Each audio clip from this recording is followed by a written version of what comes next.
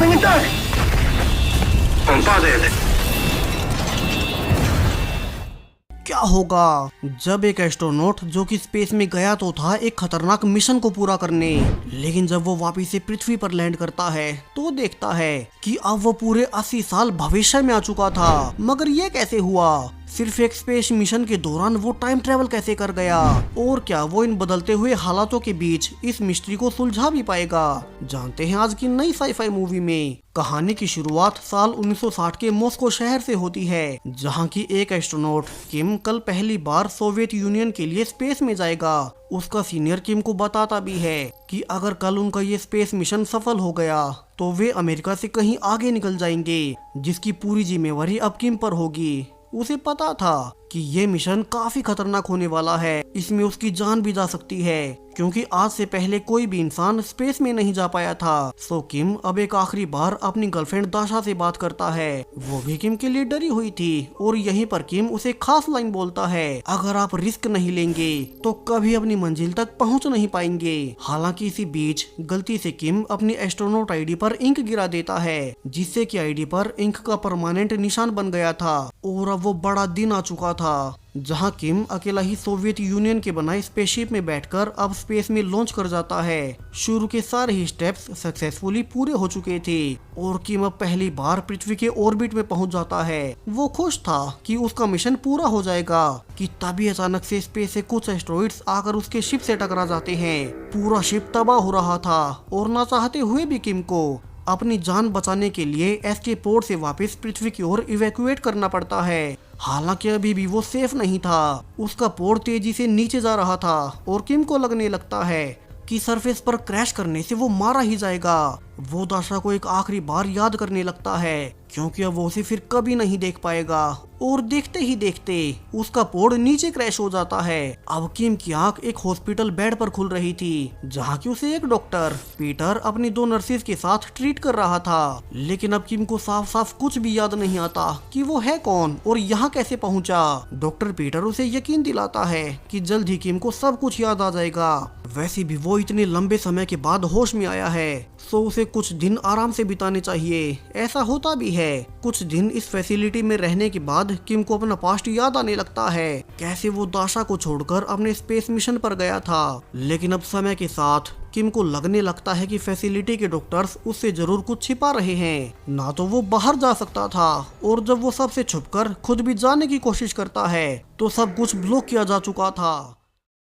Doctor अकेले में उसे कहता भी है कि जब भी किम को कुछ भी याद आए उसे सब कुछ उसे सच बताना होगा। अब किम को ये काफी अजीब लग रहा था। इसके अलावा उसे एक नर्स के पास बर्गर नजर आता है, तो वहीं उसके डस्टबिन में कोक पड़ी हुई थी, जो कि काफी वियर्ड था, क्योंकि रूस में ऐसा कोई नहीं करता। बर्गर और कोक अमेरिकन कंपनीज थी और किम को अब तो यकीन हो चुका था कि जब उसका पोड पृथ्वी पर वापस से क्रैश किया तो वो गलती से अमेरिका में लैंड हुआ होगा और अभी वो अमेरिका की सीक्रेट एजेंसी की गिरफ्त में है, जो कि उससे सोवियत यूनियन के डिटेल्स जानना चाहते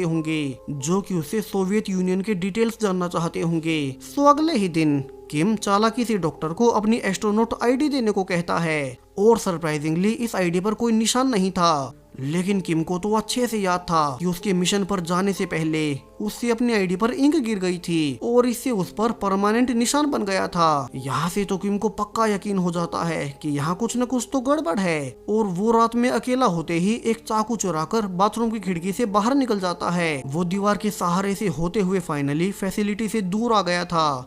उसे काफी दूर आने के बाद एक लड़की रशियन भाषा में किसी से बात करती हुई नजर आती है। तो किम उसे पूछने लगता है कि ये कौन सा देश है, क्या ये अमेरिका है। अब किम को ऐसे अजीब तरह से बिहेव करते देख वो लड़की समझने लगती है कि किम कोई पागल होगा और वो उस पर सेफ्टी टीजर का इस्तेमाल कर भाग जाती है। हालांकि एक मेडिकल नर्स एना किम को अपने मेडिकल शॉप में ले आती है, जहां खुद को संभालने के बाद किम कैलेंडर की ओर देखता है और ये देखकर हैरान रह जाता है कि असल में अभी तो साल 2023 चल रहा था। किम सब कुछ समझ चुका था क्यों उसे सब कुछ इतना अजीब लग रहा था, क्यों उसे अमेरिकन प्रोडक्ट्स अपने देश में दिखाई दे रहे थे। असल में वो किसी तरह से टाइम ट्रेवल कर साल 2023 में आ चुका है। वो अमेरिका में नहीं बल्कि मॉस्को शहर में ही था, जहाँ की किम देखता है कि अब भविष्य में मॉस्को शहर पूरा बदल चुका है।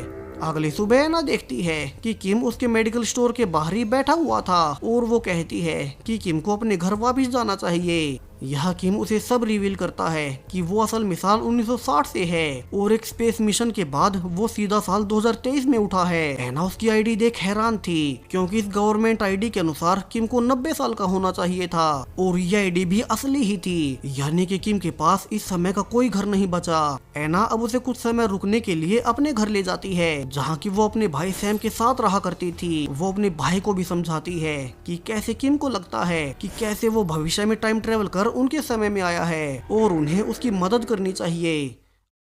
अब शुरू में सैम को लगा था कि किम उसकी बहन को बेवकूफ बना रहा होगा और वो किम के बारे में इंटरनेट पर भी सर्च करता है, मगर ना तो यहाँ किम का कोई पुराना डेटा ही था और ना ही ये इन्फॉर्मेशन थी कि 1960 में कभी कोई एस्ट्रोनॉट स्पेस में गया था। सो उन्हें किम पर और शक होने लगता है, जबकि किम को तो अब तक अपनी पुरानी गर्लफ्रेंड दाशा का घर याद आ चुका था जहाँ की वो उससे अक्सर मिलने जाया करता था। सो एना अब किम को वहीं ले जाती है और एना को गाड़ी में छोड़ किम अकेला ही दाशा के घर में उसे देखने जाता है। दरवाजा एक लड़की खोलती है और जब किम ने दाशा का नाम लिया ही था तो वो उसे अंदर आने को कहती है, यानी कि ये घर अभी भी दाशा का ही है। किम डरते हुए अंदर जाने लगता है क्योंकि अब भविष्य में दाशा की उम्र 90 साल की करीब होगी और क्या पता वो उसे पहचाने भी या नहीं। लेकिन अब सरप्राइजिंगली दाशा तो अभी भी बिल्कुल पहले जैसी ही थी। इससे भी अजीब बात कि दाशा अब किम को पहचान नहीं पाती कि वो है कौन और किम हैरानी में वापिस से बाहर निकल आता है। अब किम वापिस से एना के घर आकर पूरी तरह से घबराया हुआ था कि ये सब हो क्या रहा है। दाशा इस समय में भी पहले जैसी ही थी तो उसकी उम्र क्यों नहीं बढ़ी, वहीं अब वो उसे पहचान क्यों नहीं रही। किम ऑनलाइन 1960 वाले अपने मिशन के बारे में सर्च करता है मगर इसमें उसका दूर दूर तक कोई नाम नहीं था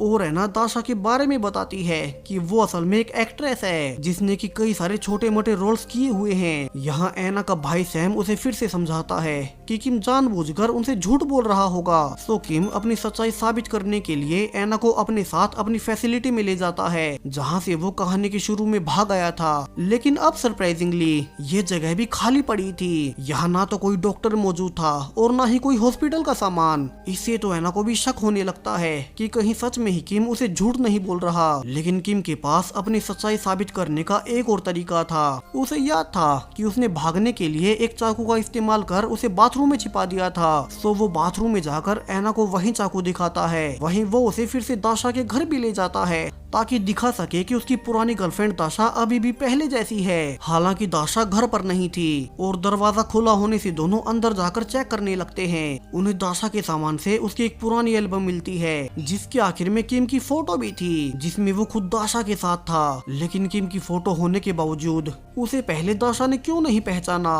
दोनों ये सोच ही रहे थे कि बाहर से दाशा के आने से वे वहीं छिप जाते हैं। अब दाशा अंदर आकर फिर से अपनी शूटिंग की तैयारी करने लगती है और किम को नोटिस होता है कि दाशा असल में वही लाइंस दोहरा रही थी जो कि उसने साल 1960 में स्पेस मिशन पर जाने से पहले उसे फोन पर कहा था कि अगर आप रिस्क नहीं लेंगे तो कभी अपनी मंजिल तक पहुंच नहीं पाएंगे। अब किम हैरान था कि जब दाशा को वो याद नहीं तो उसकी लाइंस कैसे याद रही। वहीं उसके एल्बम में किम का फोटो भी था, यानी कि जरूर से कुछ न कुछ तो गड़बड़ ही है जिसका किम को पता लगाना होगा। वहीं एना ने भी दाशा की एल्बम में किम का फोटो देखा था। उसने फैसिलिटी में चाकू भी देखा था और वो समझ चुकी थी कि किम झूठ नहीं बोल रहा। यहाँ दोनों डिस्कस कर ही रहे थे कि उन्हें आगे क्या करना चाहिए। तभी दाशा को एक नर्स उसी रेस्टोरेंट में खाना खाते हुए नजर आती है। किम पहचान लेता है कि ये वही नर्स थी जो कि शुरू में डॉक्टर पीटर के साथ उसका ट्रीटमेंट कर रही थी। वही वो नर्स भी अब किम को देख उसे दूर भागने लगती है, जबकि किम भी पीछे पीछे लगातार उसे पकड़ने की कोशिश कर रहा था ताकि ये पता कर सके कि वे तब उसे बंद क्यों रख रहे थे। लेकिन अब नर्स तक पहुँचने से पहले ही कोई उसे गोली मार देता है। अब किम और एना समझ चुके थे कि ये मामला उनकी सोच से कहीं ज्यादा सीरियस है, इतना कि वे अपने ही लोगों तक को मार सकते हैं। सो दोनों उस नर्स का फोन उठाकर जल्दी से वहां से निकलने लगते हैं ताकि पुलिस उन्हें ही कातिल ना समझ ले। वे किसी तरह से बचते हुए वापिस से अपने घर आते हैं और ऐना का भाई सैम अपने कंप्यूटर में उस नर्स का फोन अनलॉक करने लगता है। सरप्राइजिंगली उसके फोन में किम और ऐना दोनों के बहुत से फोटोज थे, यानी कि वो उनका पीछा कर रही थी, इसलिए ही वो उनका पीछा करते हुए उस रेस्टोरेंट में भी गई होगी। यहाँ उन्हें दाशा के फोटोज भी दिखते हैं और किम समझ जाता है कि वे लोग अब दाशा को भी मारने जाएंगे, जैसे उन्होंने उस नर्स को मार दिया। तो उन्हें दाशा को अभी बचाना होगा। तीनों प्लान बनाते हैं कि उनका अब इस शहर में रुकना सेफ नहीं और वे यहाँ से कहीं बाहर चले जाएंगे। अब किम अपनी गर्लफ्रेंड दाशा को पीछे नहीं छोड़ना चाहता था, तो अब फैसला किया जाता है कि किम और सैम दोनों भाई बहन पहले बाहर निकल जाएंगे और शहर के बाहर एक लोकेशन तक किम के आने का इंतजार करेंगे। तो वहीं किम यहाँ से पहले दाशा को उसके घर लेने जाएगा। अब किम सीधा दाशा के घर जाकर उसे अपने साथ चलने को कहता है, क्योंकि यहाँ उसकी जान को खतरा था। वो उसे नर्स के फोन के फोटोज भी दिखाता है कि कैसे उस पर नजर रखी जा रही थी और उसे उस पर भरोसा करना ही होगा। अब किम दाशा को खुद पर यकीन करने को समझा ही रहा था कि उन्हें बाहर से कुछ लोग उन्हीं की ओर आते हुए नजर आते हैं, जिन्हें की देख फाइनली दाशा किम का भरोसा कर ही लेती है और वे अपनी बिल्डिंग की छत से जाकर पीछे वाले रास्ते से बाहर निकल जाते हैं। वे भागते हुए किसी तरह से आखिरी वक्त पर ट्रेन में चढ़कर फाइनली उन लोगों से बचकर निकल ही गए थे।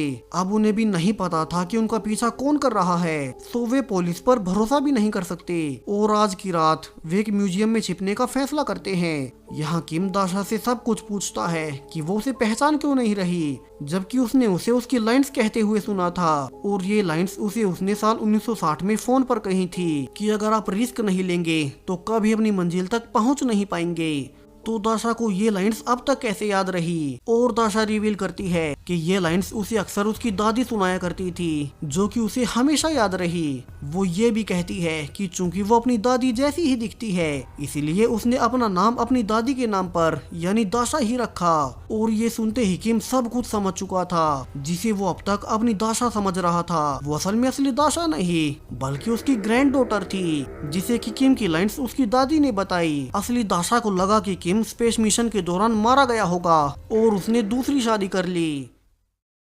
उसने ही किम की लाइंस अपनी पोती को बताई, इसलिए ही दाशा के घर वाली एल्बम में किम का एक फोटो भी था। वो एल्बम असल में रियल दाशा की थी, जिस पर कि कभी इस दाशा ने ध्यान नहीं दिया। यहाँ पर किम सब कुछ जानकर निराश होता है। उसे लगा था कि उसे उसकी दाशा मिल ही जाएगी, मगर वो तो पहले ही मारी जा चुकी है। अब पूरी रात यहीं छिपने के बाद किम दाशा को लेने जाता है ताकि वे शहर से निकल सके, लेकिन अब यहाँ से दाशा ही गायब थी। किम समझ नहीं पाता कि अगर वे लोग दाशा को ले गए तो उन्होंने उसे यहाँ क्यों छोड़ दिया। वो जल्दी से ऐना को फोन कर उसी पुरानी फैसिलिटी में आने को कहता है, क्योंकि उसे लग रहा था कि वे लोग दाशा को वहीं ले गए होंगे। और वो जल्दी से फैसिलिटी में जाकर ऐना और सैम के आने का इंतजार करने लगता है। वो देखता है कि अब यहाँ उसी का नाम लिखा हुआ था। किम उसे देख ही रहा था कि बाहर गाड़ियों से वहीं लोग आने लगते हैं और किम की छत तक भागने के बावजूद उन्होंने उसे घेर ही लिया था। किम पूछता भी है कि वे हैं कौन और उसके साथ ये सब क्यों कर रहे हैं, लेकिन उनमें से कोई कुछ नहीं बोलता